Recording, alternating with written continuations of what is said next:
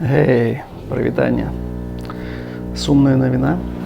Сёння арыштавалі Паўла Дурова у Францыі. Яму трэба было дазаправіць свой самалёцік. Вось ён там затрымаўся і яго у Парыжы, напэўна, арыштавалі.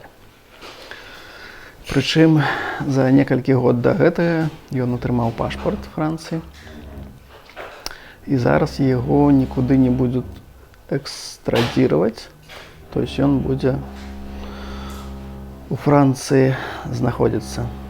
Пагражае яму 20 гадоў за тое, што ён не выдае ключы ад тэлеграма еўразвязаўскім спецслужбам. То есть гэта 100% на свабоду слова, наезд ўжо са стараны не Пуціна, як было лет 5, напэўна, назад.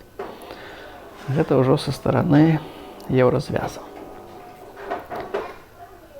Гэта вельмі сумна. Вось зараз тэлеграм гэта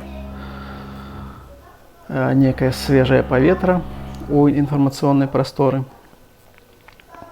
І магчыма гэта зменіцца. Просто відос у падтрымку Паўла і ідэй свабоды слова, які не кантралююцца